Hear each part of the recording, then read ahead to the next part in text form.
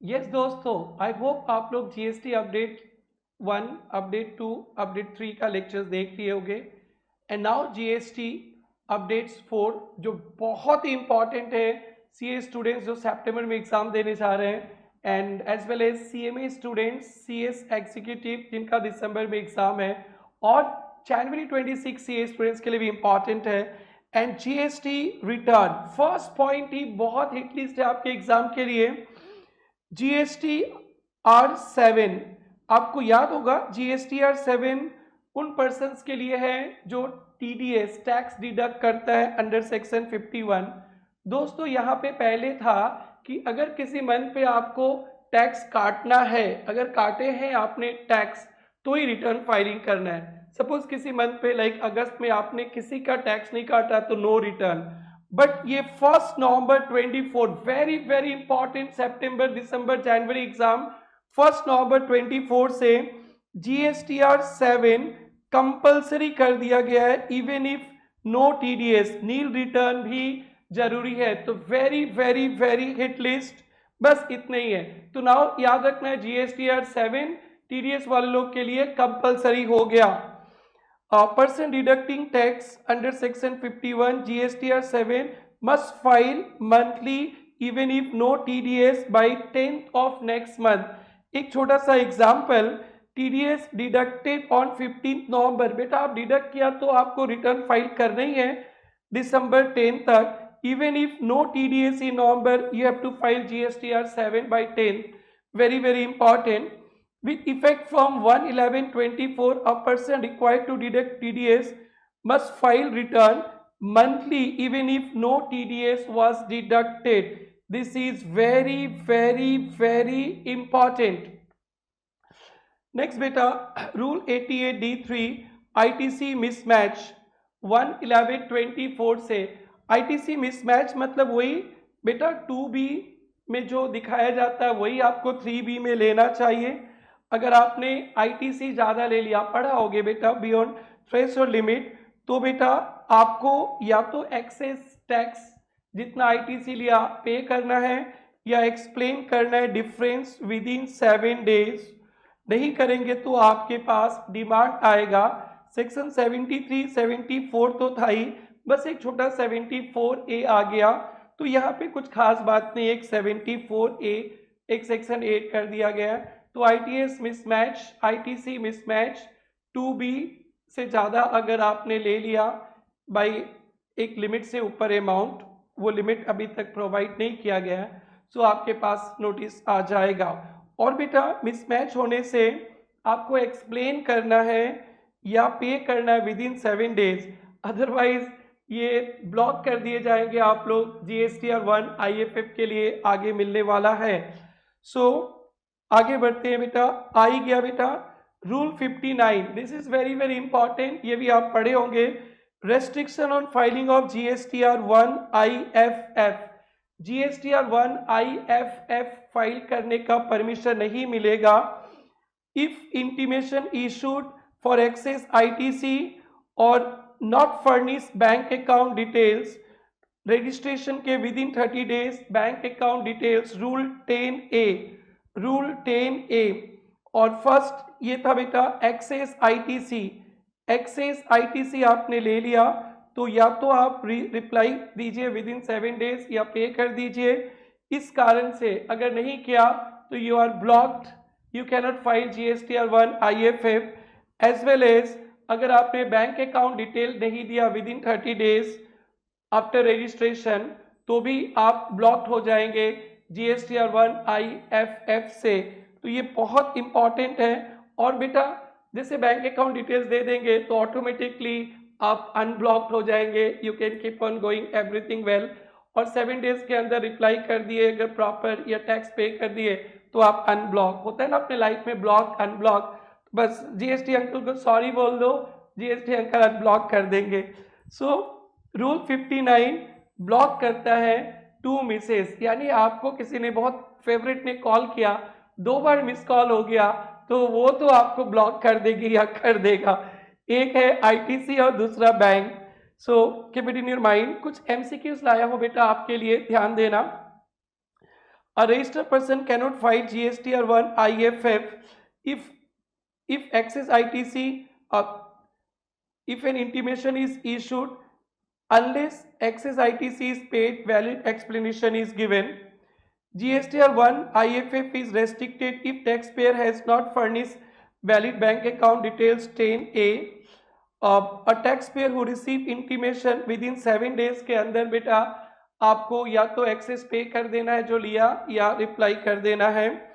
बेटा एक rule 10A आया था जो मैं रजिस्ट्रेशन में भी कवर करने वाला हूँ। यहीं पे रूल 10A आया तो बता देता हूँ।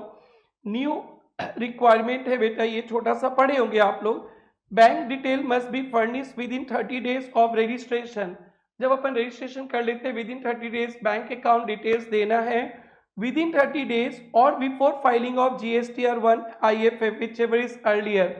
TDS डिडक्टर TCS कलेक्टर्स के लिए बैंक अकाउंट डिटेल्स नहीं चाहिए, पढ़े थे, कोई अमेंडमेंट नहीं है, बट 10A आया था तो मैंने यहाँ पे लिख दिया। ध्यान दीजिएगा एक example, Priya got registered on 1st August 23 must furnish bank account details 30 days 31st अगस्त या बिफोर फाइलिंग GSTR1। अगर GSTR1 फाइल करते हैं उसके पहले। एक example, a registered person must furnish bank account detail with in 30 days of registration before filing of GSTR1 IFF whichever is earlier. Yes यारो, start करते registration under GST में जो अपडेट्स है।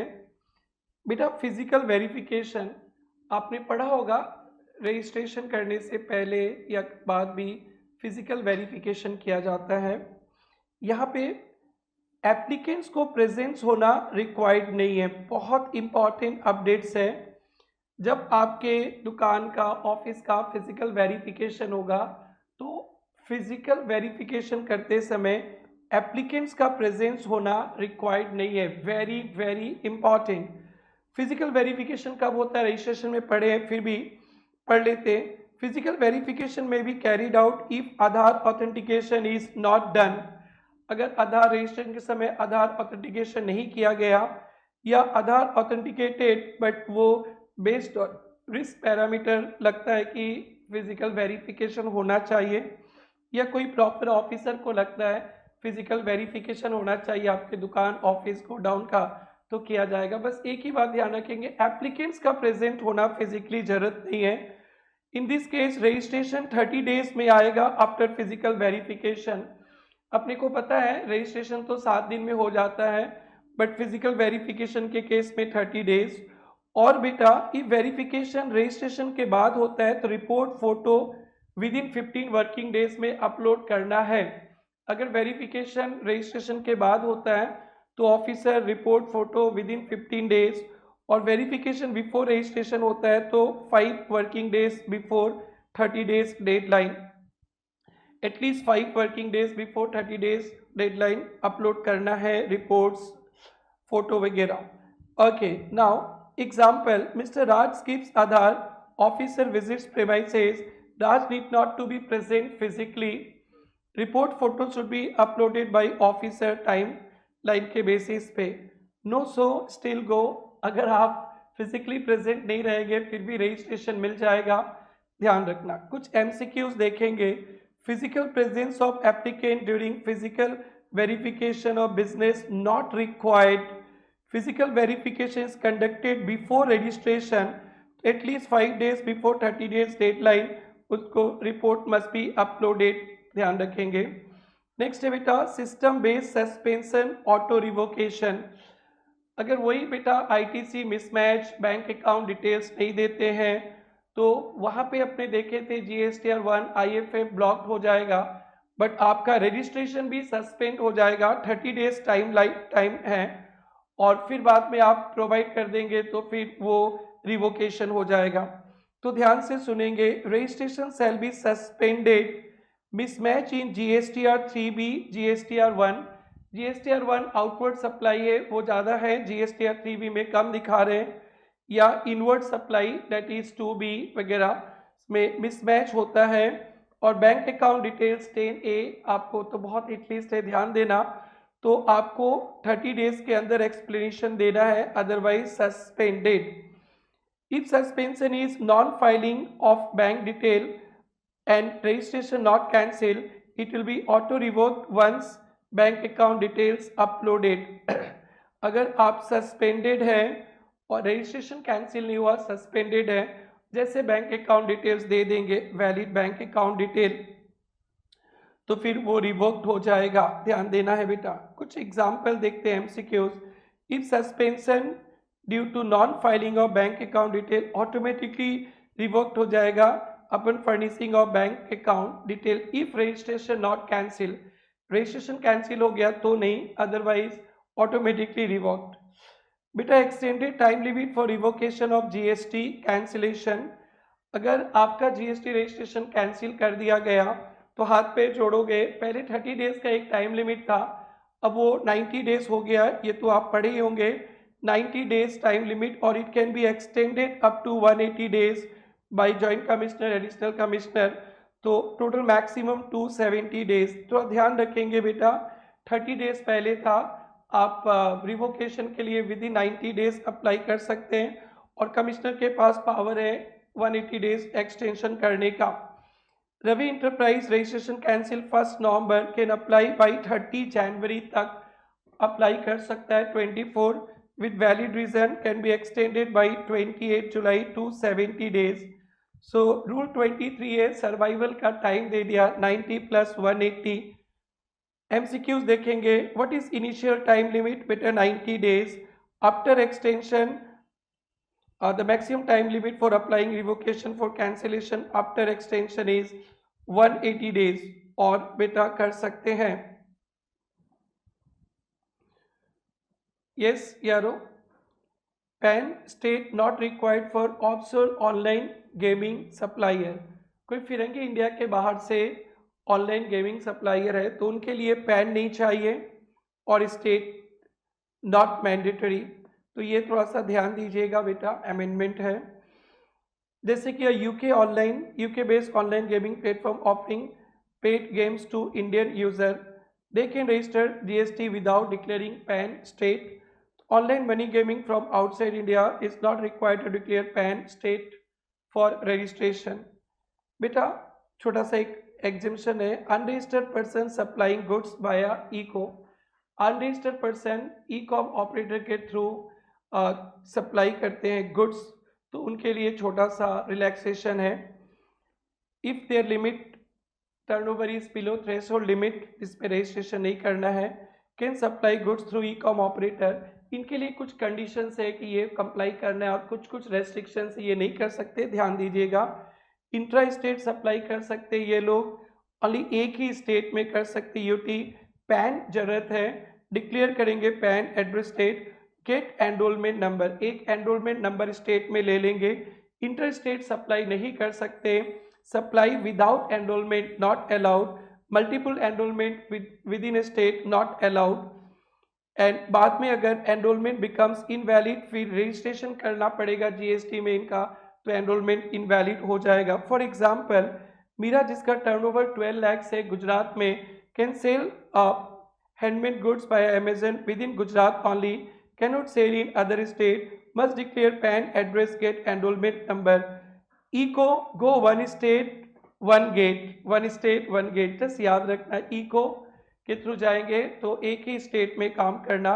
Unregistered person can supply goods through an eco without registration, intra state with in threshold limit पे रहना पड़ेगा। Revocation of GST cancellation finance act number 2024 का, बेटा जब अपने रिवोकेशन के लिए अप्लाई करते कि हमारा रजिस्ट्रेशन को कैंसिलेशन को रिवोक करो, सो प्रॉपर ऑफिसर रिवोक भी कर सकता है, रजिस्ट्रेशन रिजेक्ट भी कर सकता है, बट आपको एक अपॉर्चुनिटी ऑफ बीइंग हर्ड दिया जाएगा, एक मौका दिया जाएगा क्यों आपका रिवोक नहीं किया जाएगा।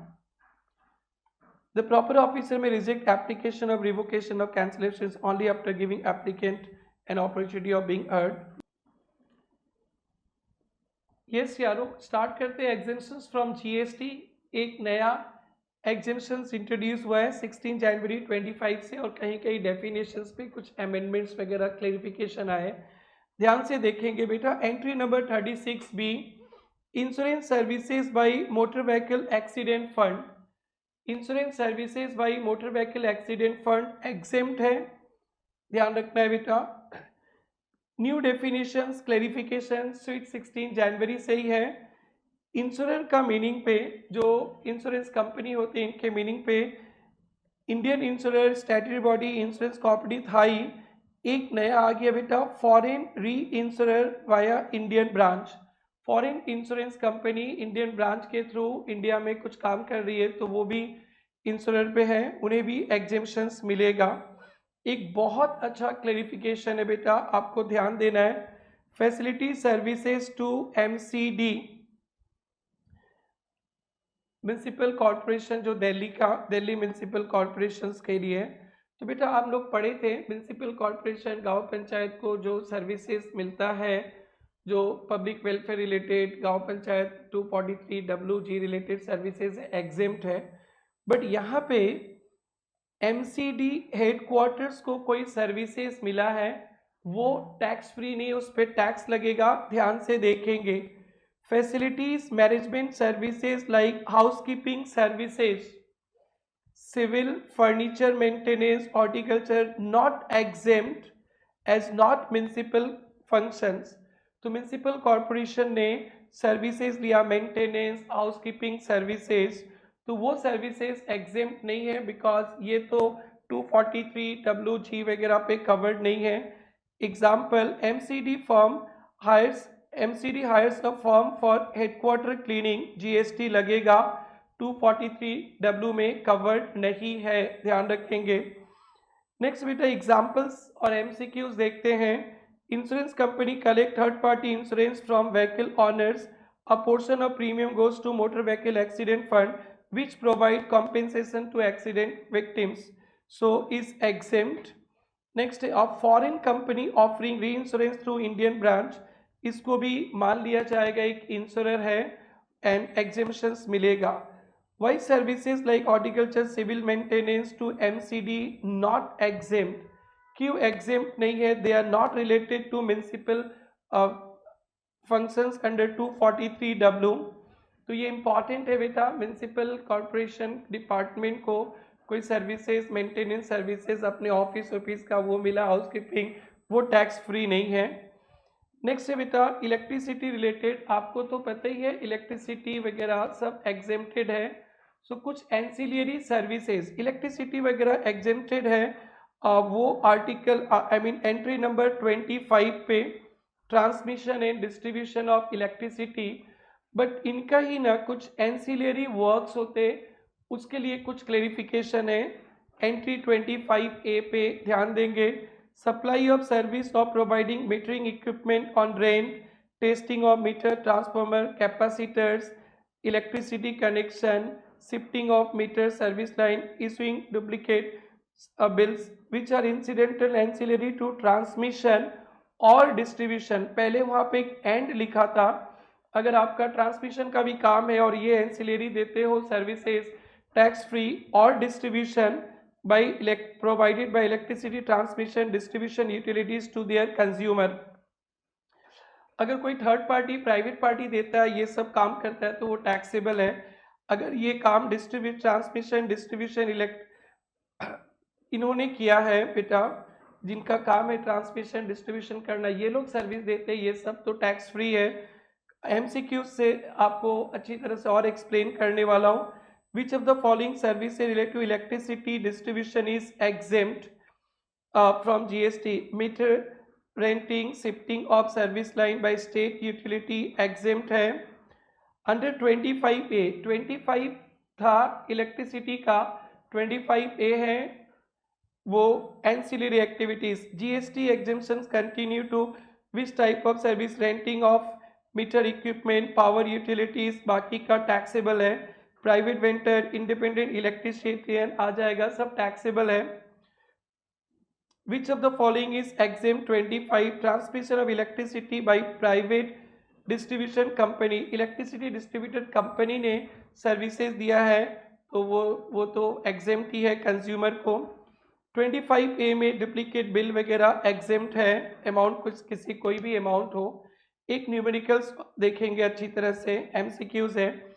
ABC limited is a consumer is a consumer electricity from state utility pays following electricity consumption charges, no GST, meter shifting charges, no GST, transformer repair done by independent contractor, ये taxable होगा, विच amount is exempt, पहला दोनों 82,000। तो ध्यान रखेंगे बेटा 25A बिजली है और 25A बिजली रिलेटेड एंसिलरी, बट वो प्राइवेट प्लेयर आउटसाइडर से लेंगे तो टैक्सेबल है। जीएसटी एग्जिम्ट सर्विसेज में अमेंडमेंट है कुछ छोटा सा बेटा, entry number 69 skill training assessment of NCDC, ये सब पढ़ा हुआ है बेटा।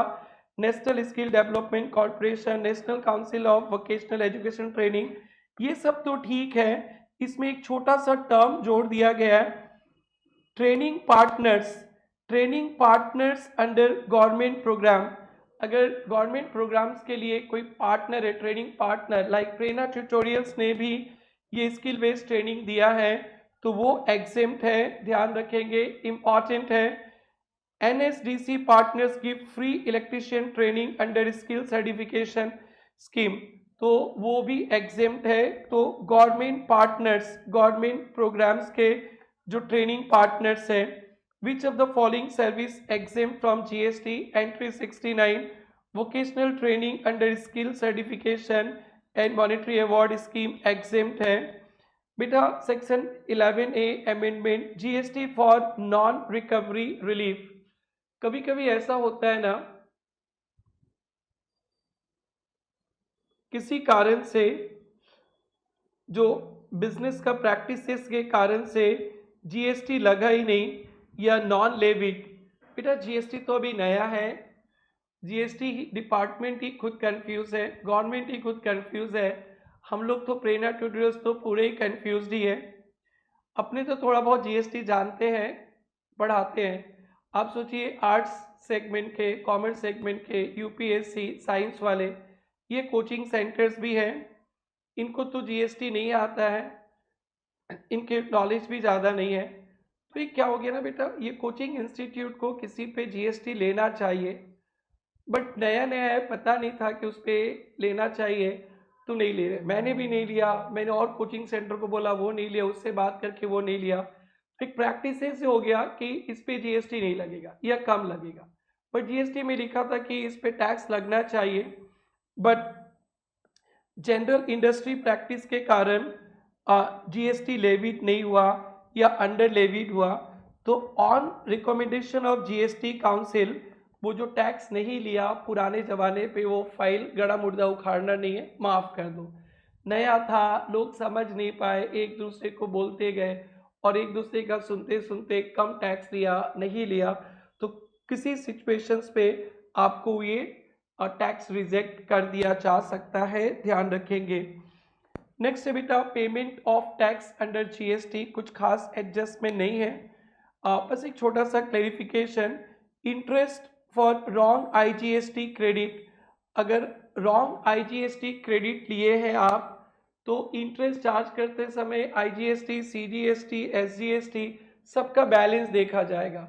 अगर बैलेंस सफिशिएंट है तो आप पे रॉन्ग आईटीसी आईजीएसटी का लिए उस पे इंटरेस्ट नहीं लगेगा। ये देखते समय कॉम्पेंसेशन सेस नहीं देखना, आप सब पढ़े होंगे, जस्ट इंपॉर्टेंट है इसलिए मैंने रख दिया। Payable only if total ITC, IGST, CGST falls below wrongly availed.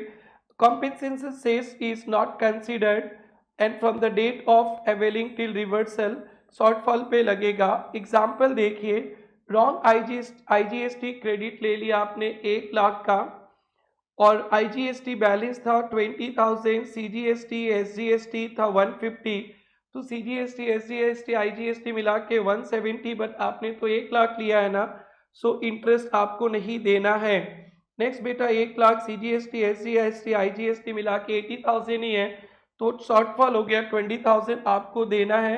Wrong IGST ले लिया तो एड ऑल GST और फिर शॉर्टफॉल होता है तो डिफरेंस अमाउंट पे इंटरेस्ट लगेगा। तो interest under 53 wrong availment of IGST, reversal of IGST, combined balances देखेंगे और कंबाइंड बैलेंसेस देखेंगे, अगर कंबाइंड बैलेंस उससे नीचे नहीं आता है तो इंटरेस्ट इज नॉट पेएबल। और बेटा ये जो बैलेंस देखते समय कॉम्पेंसेशन सेस का क्रेडिट नहीं देखना है। एंड द लास्ट पॉइंट बेटा, last point, order of discharge of tax, इसमें कोई अमेंडमेंट नहीं है, छोटा सा 74A आ गया। आपका जीएसटी का पेमेंट देखते समय पीसीडी सिस्टम फॉलो होता है। पहले प्रीवियस टैक्स पीरियड का टैक्स पेमेंट माना जाता है, फिर करेंट टैक्स पीरियड, फिर डिमांड। तो यहाँ पे डिमांड पे 73 74 था, अब 74A को भी कवर कर दिया गया है। दैट्स इट बेटा, ये टोटल जीएसटी अपडेट्स और कुछ एक्स्ट्रा पॉइंट मैं 4 लेक्चर में कवर किया है। आई होप यूजफुल होगा और जरूर से आप लोग देखना। मैंने कोशिश किया है एमसीक्यूज के साथ भी। नाउ बेटा नेक्स्ट हमारा जीएसटी एग्जेम्पशंस पे रैपिड रिवीजन आने वाला है, बिकॉज से वेरी फास्ट। आप सोचेंगे कैसे इतना पढ़े, समरी नोट्स के साथ, निमेनिक्स के साथ, विद एमसीक्यूज मैं डिस्कस करने वाला हूँ जीएसटी एग्जेम्पशंस। तब तक के लिए बाय बाय, टेक केयर बेटा।